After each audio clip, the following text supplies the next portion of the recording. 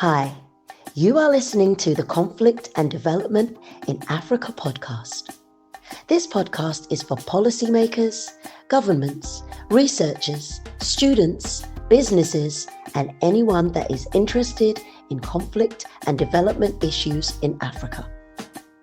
On this podcast, we hear from experts from across Africa and the world. Your host, Dr. Michael Nwankpa, will ask the questions you would want answers to. Michael Nwankpa has an extensive experience spanning over a decade studying, researching, writing, and consulting on conflict and development issues in Africa.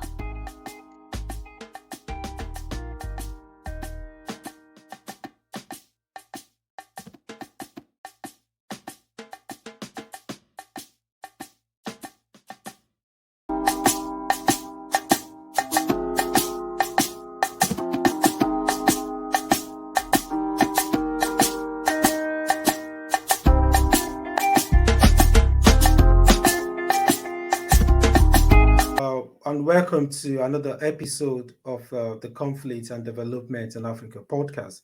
I am your host, Michael Nwankpa. Today, we are going to be exploring the nexus, the impact of the Tigray war or the conflict in Ethiopia on the economic growth in Ethiopia. Today, we are joined by William Davison. William is a senior analyst for Ethiopia. Senior analyst for Ethiopia at the International Crisis Group. William is a very renowned journalist, and he's previously the Bloomberg's Ethiopian correspondent from 2010 up to 2017. And William has published extensively in The Guardian, Foreign Policy, Al Jazeera, Christian Science Monitor, and other international media. And William is also the founder of Ethiopian Insights. William, you've had a very, very long and impressive career, in your journalism, and particularly researching and living in Ethiopia. I wanted to start by saying, in the last 15 years, we've seen Ethiopia has made a record growth in its economy. With its economy growing up to 10% per year. First of all, what are the factors that have contributed to this growth? Thanks very much, Michael, for having me on the podcast and for the question. First of all, I think we always need a quick caveat when it comes to these growth statistics. We're starting from quite a low base in Ethiopia. Which of course makes high growth rates more achievable, and then also there's a certain amount of uncertainty with regards to the precise GDP figures that come out because of the difficulties of and the deficiencies in collecting data in Ethiopia. But primarily, that growth we could sort of say it started around 2010. And of course, it had a number of components to it. But I think the critical one was that it was part of, was accompanied by or driven by a large public spending program. And a lot of that public spending was into infrastructure, health systems, education, but also sort of hard infrastructure like roads and railways and telecoms infrastructure, hydropower dams, also factories, sugar factories, mostly projects that are overseen by state-owned agencies, and a lot of them funded by borrowing from China. And so often the major contractors were China. Now, of course, this wasn't the only reason for growth in Ethiopia. We also saw some decent increase in foreign investment into the floriculture sector, for example, and there was something of a domestic construction boom as well. These things all played their role, of course, but I think the biggest, most important component of the growth was that sort of Chinese credit-driven infrastructure boom. And that was sort of, we could say sort of roughly 2010, 2015 were the sort of peak years of that boom. Okay. Oh, thank you very much, William. But in the last 3 years, Ethiopia has been experiencing high intensity conflict between the Tigray People's Liberation Front and the Ethiopian government forces. The question I wanted to ask is, how does this impact on that growth? But before we even begin to talk about high impacts on it, maybe our listeners, we want to know, what is this conflict? What are the dynamics of this conflict? Well, the conflict between the Tigray region's government, the ruling party, the Tigray People's Liberation Front, and the federal government. Unfortunately, that's just been one of a number of violent episodes in Ethiopia, and we could sort of start to go back over a decade to look at that period of increasing violence. But this was, as you're well aware, the most serious outbreak of violence, and it was a civil war which also had the involvement of Eritrea's government and military, and that was from 2020 to 2022. And to some extent, we could say it was the result of a sort of elite power struggle, but it was also a war within a federation, with the rulers, the leaders of Tigray region, the TPLF, essentially acting in defiance of the federal government. That really came to a head with issues surrounding the federal government's delay of elections due to the pandemic, the Tigray regional government's decision to push ahead with regional elections. That was the sort of straw that broke the camel's back, or the final straw. And that led to this disastrous 2-year conflict, as the federal government tried to sort of bring Tigray back into line, and show that the federal government was the supreme authority in Ethiopia. And there was a 2-year war that was quite dynamic in terms of swings on the battlefield, but thankfully it was brought to an end with a November 2022 peace deal. And that has not resolved a lot of the political issues that led to the war in the first place. And there were a number of actors involved, particularly on the federal government side, who were not happy with the peace deal, but it has brought to an end the large-scale fighting that caused so much devastation in Tigray and also in surrounding regions as well. Speaking of, how has that impacted on that economic growth that Ethiopia had enjoyed or has enjoyed in the last 15 years? How's that 2-year war impacted on that?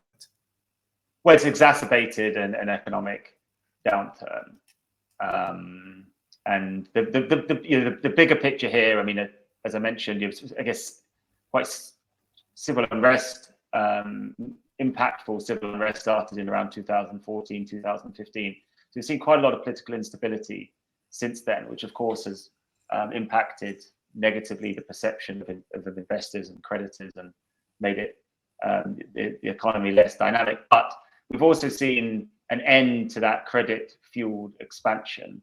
The government got in a position where it was struggling to repay the loans that it had taken out. Some of these infrastructure projects, the money was spent, the projects were built, but maybe they were hugely over budget or took time or just simply didn't produce the sort of returns or have the kind of positive catalytic effect that was hoped for. And so all that money that was borrowed, the government was struggling to pay back, and that's led to a massively reduced amount of government spending and borrowing. And when that comes at the same time as this increase in political volatility, and of course there might well be a relationship there in terms of reduced growth, exacerbating political instability, that has a compounding effect and just makes things even more difficult economically.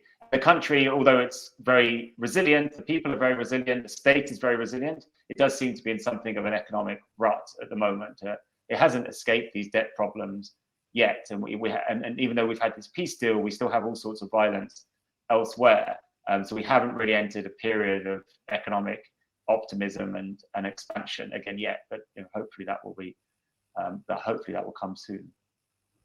Well, is that hope that you mentioned? Is it tied to the government's 10-year plan, its growth and transformation plan, which is a 10-year development plan that runs all the way to 2030? Well, how does he aim to fund that? Looking at well, yeah, very good question. I mean, that's the these government plans can obviously be very useful for focusing attention and resources on critical growth industries, but of course they're much easier to put together than they are to implement. And I think you raised the key financing question there. It's the second stage of this government's sort of economic modernization plans. It's been very difficult to carry out the sort of changes that were envisaged, whether that sort of liberalization of the banking sector, creation of a stock market, all sorts of privatization plans in logistics and the sugar industry and various other areas. It's also been slow progress to sort of end the telecoms monopoly in Ethiopia and attract bidders and investment into that sector. And that's because of these difficult economic and political circumstances. So I think you raise a very valid question. The intentions are still there, as they always are, to boost various, to try and realize potential in various export industries, whether that's in manufacturing or agriculture. There's also your plans to massively increase tourism, for example, and all sorts of other schemes in the works. Again, there's those sort of financial modernization and liberalization plans. But it is going to be difficult for the government to focus and execute those plans if the instability continues and if the financing isn't there. And I think the critical thing there is some sort of sequencing in terms of expanding and sustaining and maintaining peace. That should lead to some debt relief, which has been in the works for a while. And once the debt relief is in place and the government is more in a sort of more solid, stable fiscal position, then it can start looking at new financing options for all of these plans. So that's sort of where we're at the moment. Yeah. Speaking of debt relief, and also speaking of financing, speaking of the economic model, economic modernization and the liberalization, when you mentioned before that China played a very key role in the growth we've seen in the last 15 years in terms of like supporting the infrastructural, development.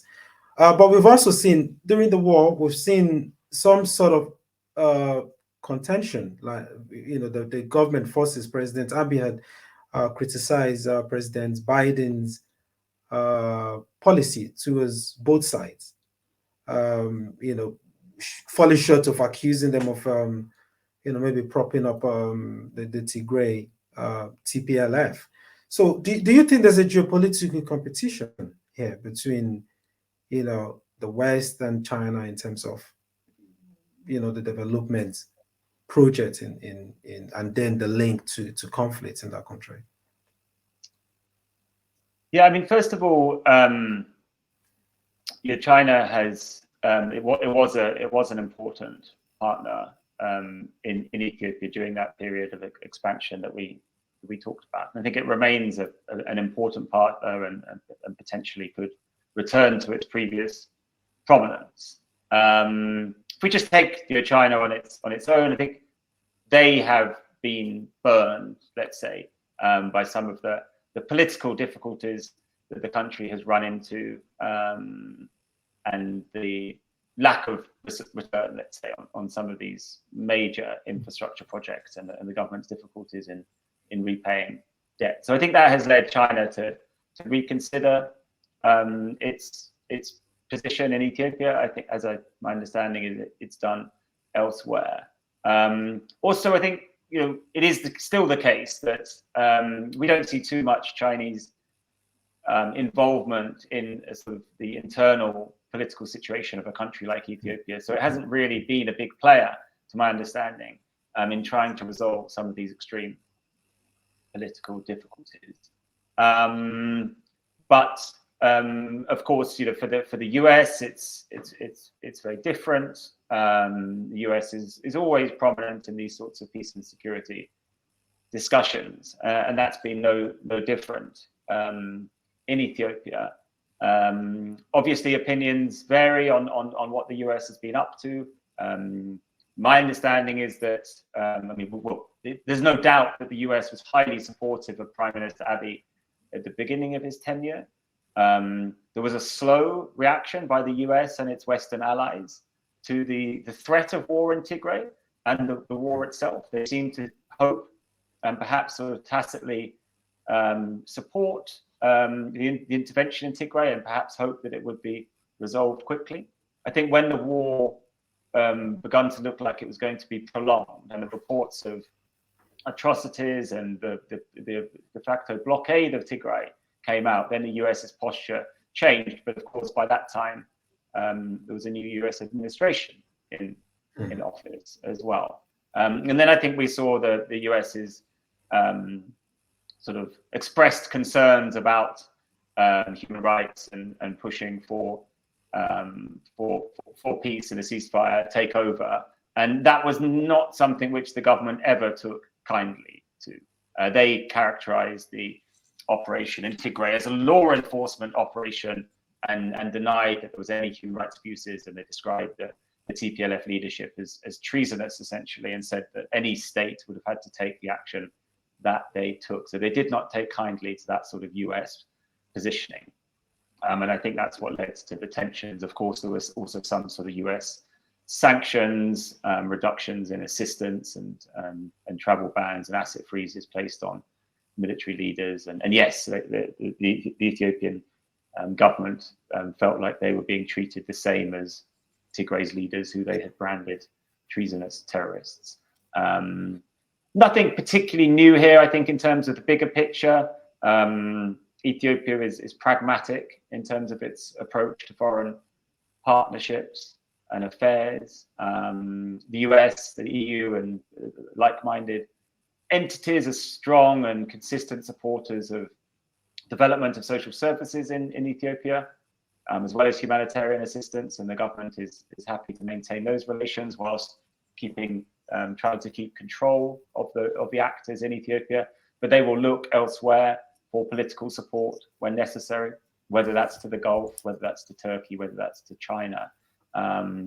They are, like I say, pragmatic in terms of their foreign engagements, and I think that gets that these things come to the fore, and the tensions grow when you have a situation as we did in Ethiopia with the civil war, and the US taking quite a prominent position, adopting positions that simply ran against the government's interests. Yeah, one of the dynamics of that war, if I come back to that TPLF government war, is the spillover effect to the region. So we see that there was, maybe it was credible or not, but you can tell us if that's credible or not, that we had involvement of Eritrea.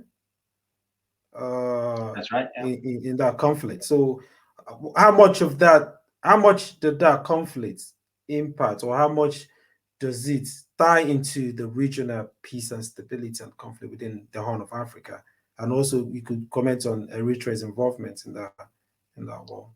But the issue for the Horn of Africa, of course, it's a troubled place anyway. Whether it's Somalia or Sudan or South Sudan or Eritrea, even without the internal conflict in Ethiopia. And then Ethiopia previously was something of a stabilizing force, had a strong peacekeeping role, and its internal tensions were largely kept under control. When they exploded, of course, it has a destabilizing effect on the Horn, makes it more difficult to establish any sort of semblance of peace and security across the region.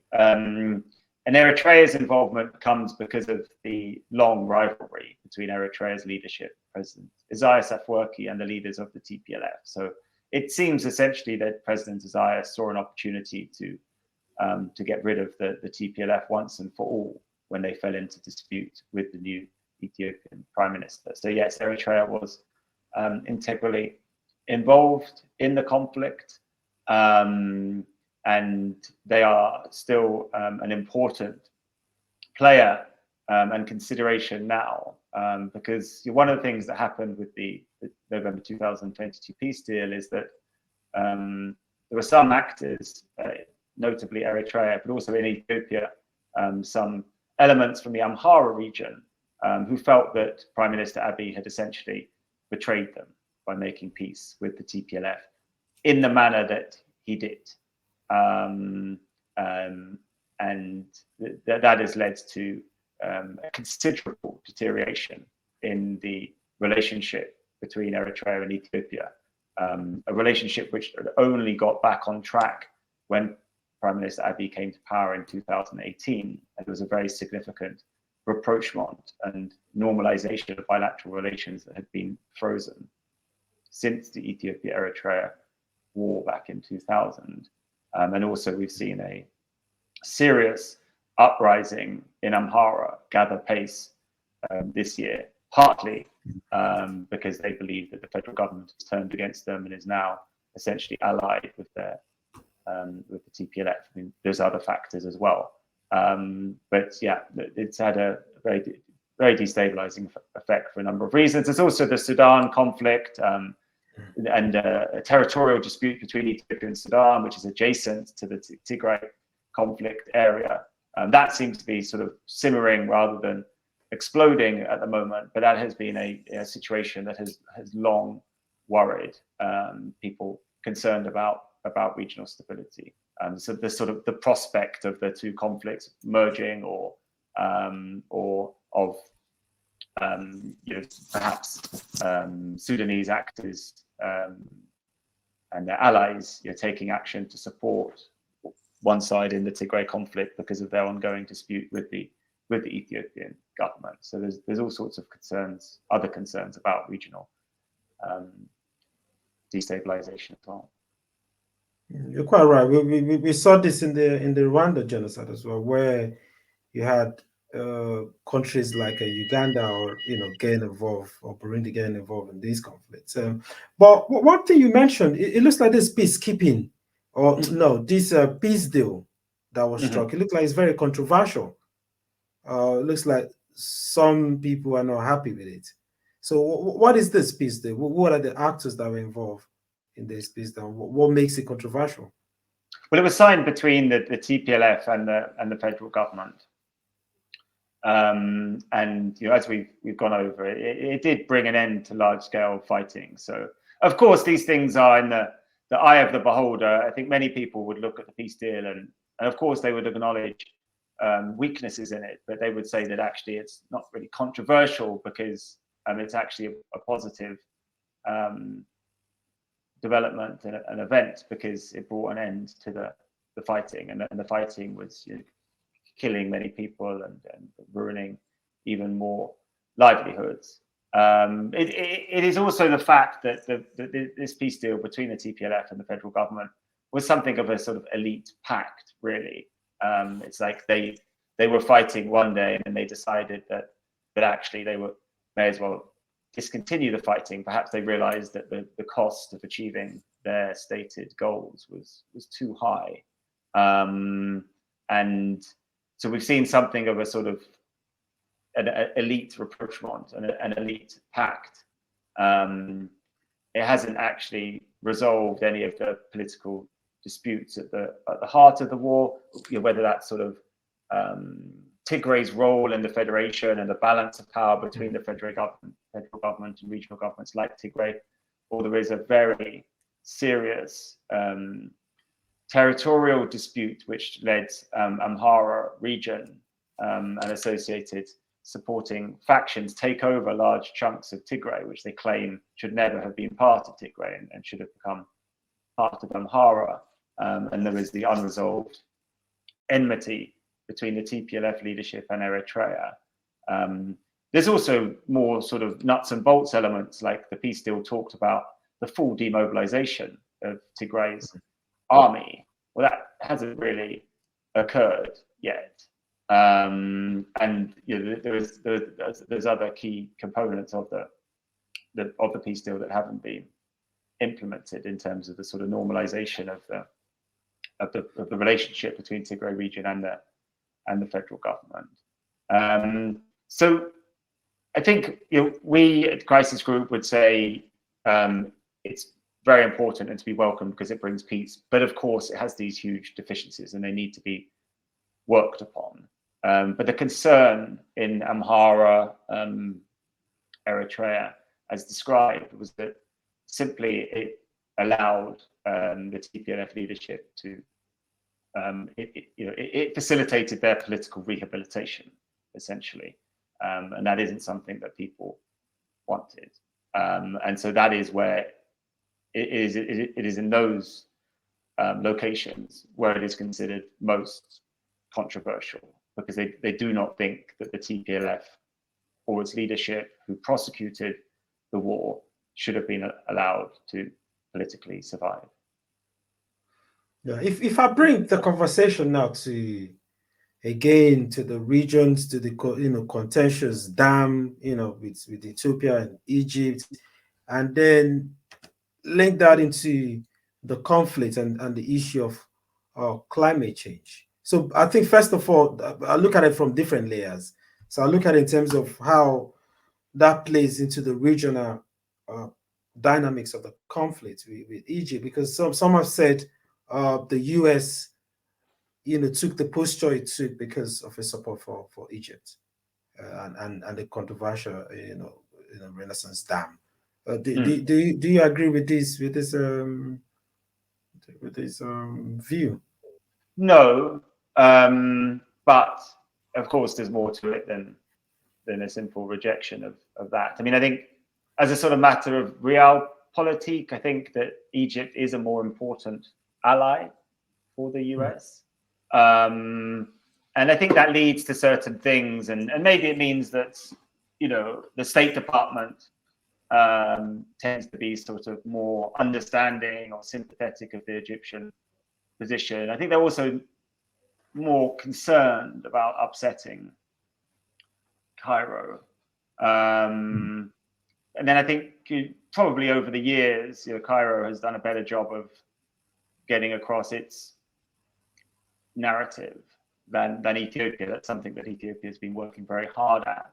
But I think when it comes to the dam, this idea that Ethiopia, this notion that Egypt is completely reliant on the Nile, and that it is an existential threat if the flow is interrupted, and that this dam will interrupt the flow. I think that's convinced a lot of people. And of course, there is huge concerns. Like, of course, Egypt is very heavily reliant on the Nile. I think the Ethiopian position has been, well, we also face an existential threat from poverty and drought, and that this dam is absolutely critical for our development. And because of the historic power imbalance and unfair treaties that were imposed upon Ethiopia, or that people have tried to impose upon Ethiopia to argue that they do not have rights to develop projects on the Nile. They've said that enough is enough, and we do have that right. And this river largely originates in Ethiopia. It is critical for our development. We understand the downstream concerns, but we're going to construct and manage this project in a way that's not going to do significant harm. And that's what's led to the dispute. Obviously, that Ethiopian position has been largely rejected by Cairo, but also in Khartoum as well at times. And I think the international actors have been looking at various ways over the course of this long dispute now, over a decade, over the Grand Ethiopian Renaissance Dam, and they've been trying to find ways to get past it. And there's no doubt that at times that's led the US to take a position which is far more favorable to Cairo, notably when they tried to sort of force through an agreement with Ethiopia, ultimately rejected. So I think those are the sorts of reasons that that's led the US to take this position. It's a complicated it's a complex issue, and both sides feel very strongly about it, and various international actors, not just the US, also notably the Emiratis recently have been trying to resolve it, but not without much success so far. I think that's the issue, and that it's not that they took a partisan position, which also led them into a partisan position on the Tigray war. Absolutely, they said things and took positions, as did myself and my organization and many others on the Tigray war, that upset the federal government. But it isn't because of some favoritism towards the partisanship towards the Egyptian position on the Nile. Oh, brilliant, brilliant. You did mention something about the conundrum that Ethiopia faces in terms of like pursuing its development projects, which it has a right to, and also concern with the Nile or with a dam, and maybe link up to climate change and stuff like that. How do you look at, if I bring it to like that link between climate change, the need to, address that threat, and also the need to focus on its development, which has a right to? How does Ethiopia balances these two critical issues? Well, I think, it's how does Ethiopia balance these issues, and also how do the host of other actors, international actors, how do they think about these issues? I think are important. I think what we can see with Ethiopia's sort of green development strategies is that they have quite sensibly, really, they've foregrounded hydropower as a clean energy source, and also something which increases water storage capacity, which can then be used in times of drought, right? I mean, you could deal with a drought if you've got water. You can deal with you could deal with volatile, inconsistent, dwindling rainfall if you're able to keep dams topped up and have all year round irrigation regardless. I mean, that's hugely simplified, but that is the sort of approach that Ethiopia, ever since the sort of the heyday of Meles Zenawi's development approach, has taken. Yes, we recognize climate change and climatic volatility and the problems of extreme weather, but what we need to do is utilize our water resources for our development, and so that we can be more resilient to droughts in particular. Ethiopia is an agricultural nation, and it suffers greatly from drought. The difficulties, of course, are in terms of implementation. And we should also note that this Grand Ethiopian Renaissance Dam, it's just one of a number of hydropower projects that is in the far west of the country, in a much wetter area. A lot of the food security and drought problems, droughts which are understood to be exacerbated by rising temperatures and climate change. A lot of that is in the east and the south of the country. So it doesn't mean that just by increasing the water storage in the Nile basin, then you can alleviate problems thousands of miles away.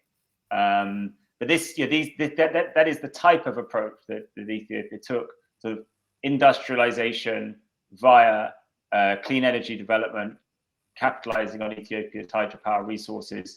Along with that would come massively increased irrigation capabilities. The difficulty has been implementation. We have seen a general slowdown in economic development. That also applies to the energy sector. We haven't seen some transformative increase in irrigation capacity. A lot of things, including these areas where there was a lot of momentum, have seen a slowdown, and that's because of those economic and political factors we've mentioned, as well as other ones. So I think that the plan broadly was, if not the right one, it was completely understandable and coherent.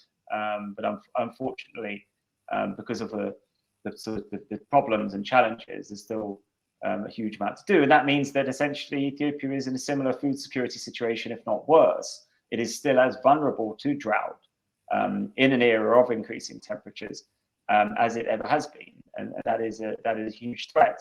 And of course, this isn't something that development partners are unaware of. Everyone is, but they just haven't been able to make these systemic transformative changes that they envisaged, even though they identified the problem.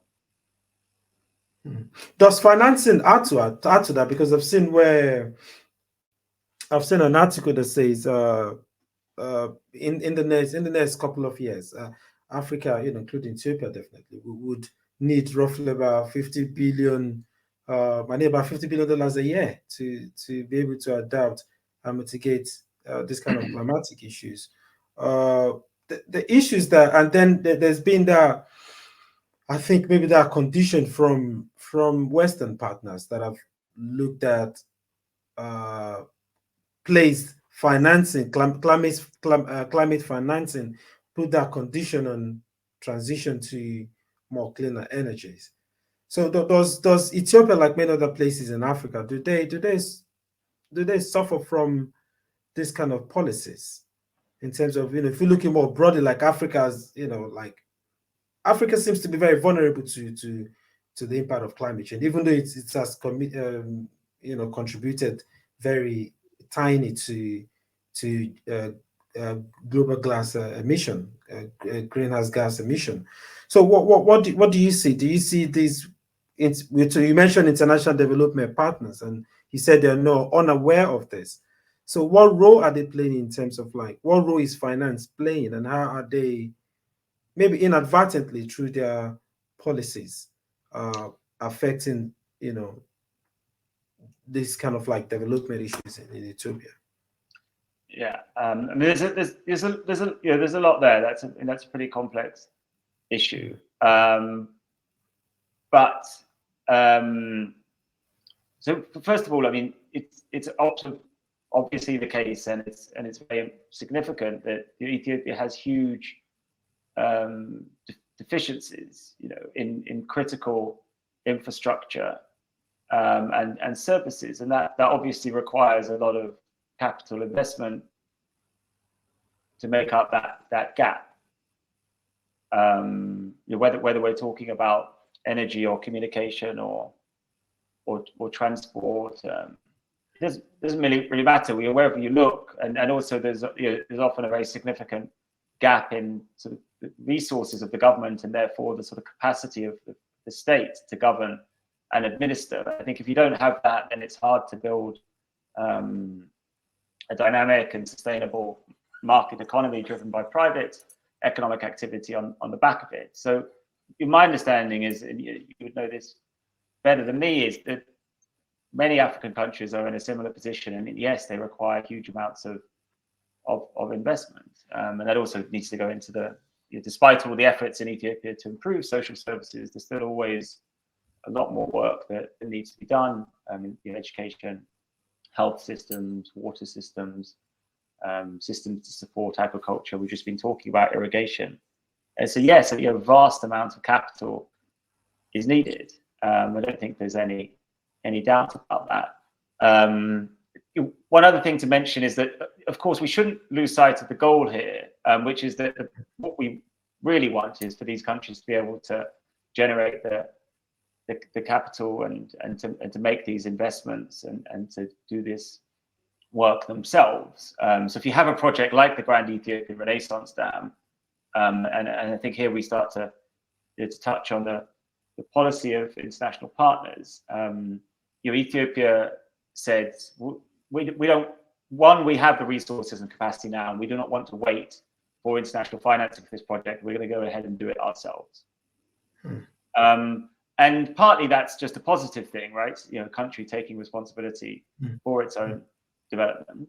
But also they said that because of the way the international system operates and because of the sort of anti-hydropower stance, because obviously hydropower whilst it's a clean energy source, it's very destructive of downstream ecosystems, right? It also displaces people. So because of the opposition to large dams, means we can't access as quickly as, certainly not as quickly as we want, the financing we need. So we're going to do it ourselves. And that's, that shows some of the important problems. And that also is, it's far wider in application. Donors, Western donors, charities, the aid agencies, the UN, doing lots of things in Ethiopia, perhaps spending $3-4 billion a year on humanitarian and development projects. Not very many of them were building the hard infrastructure that Ethiopia needed. And I think governments, as we've had in Ethiopia, and I'm sure in many places elsewhere, they say that's not what we need. What we need is the capital and the assistance, the technical assistance, to build the vital infrastructure that we need. That isn't what was necessarily coming through the Western system. And of course, that's where China and other international partners have come in. And as I see it, that doesn't seem like a disastrous division of labor to me.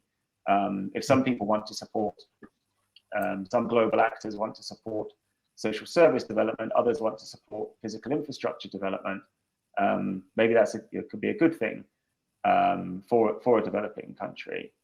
So I think all of those issues are there. I'm sure they're more widely applicable. The fact of the matter is, until Ethiopia gets its own political house in order, it's not going to be in a position to access the sort of international assistance that it needs. But of course, even if Ethiopia had done everything that it could on its part of the bargain, then there would still be these issues about the conditions that come with financing, and the extent to which the government and others in Ethiopia are simply doing things because that's what donors want, or whether donors are funding things that people in Ethiopia want. But of course, these are sort of fairly perennial questions, I think, about development. They're definitely relevant in Ethiopia, and they have been particularly relevant towards hydropower, and I think will continue to be in lots of areas. Yeah, Will, let me ask you the final question. You mentioned just now that everything hinges on Ethiopia putting its political house together.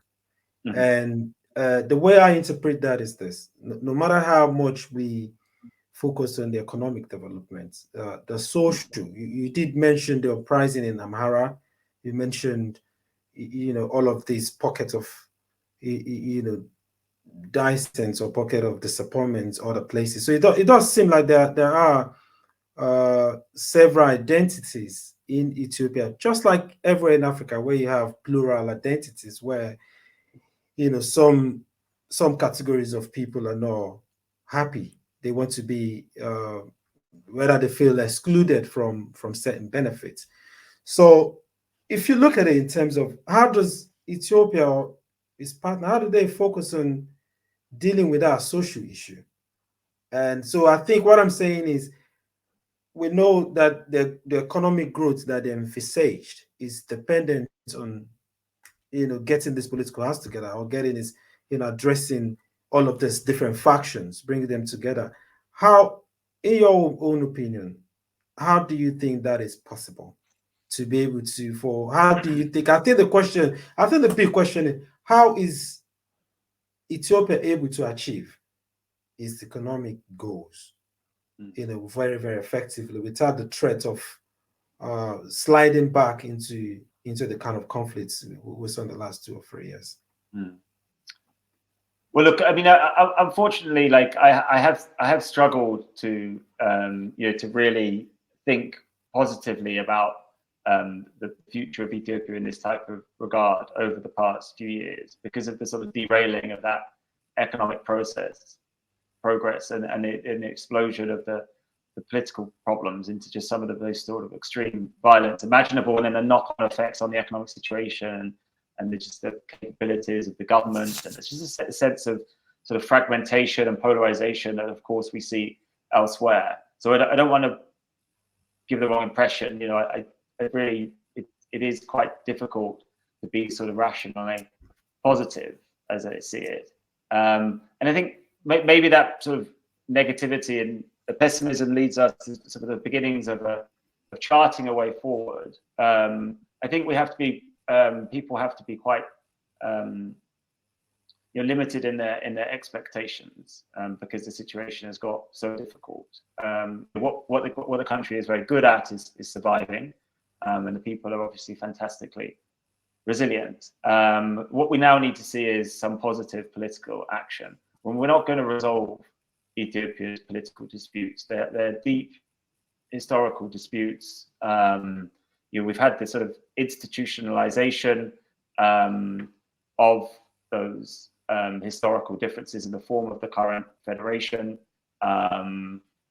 There needs to be some sort of coming together in terms of a political discussion to try and work out the way forward. And what that means essentially is, how do you share power in Ethiopia?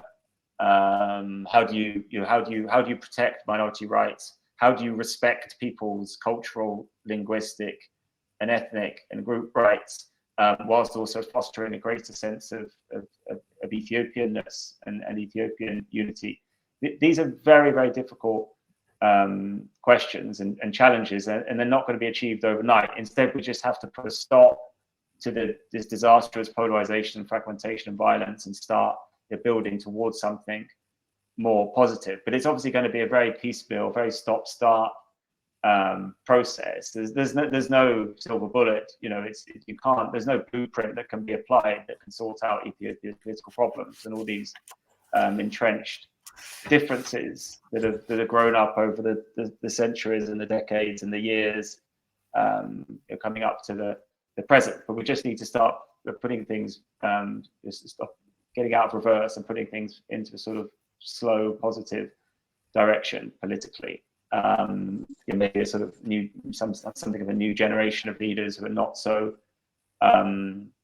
embroiled in the disputes of the past and the sort of the political culture that has accompanied that would probably benefit. Now, if that occurs, then hopefully we've got some semblance of elite political stability. It isn't going to resolve all the problems. It's not going to stop all the violence. There will still be outliers and rejectionists and et cetera, et cetera.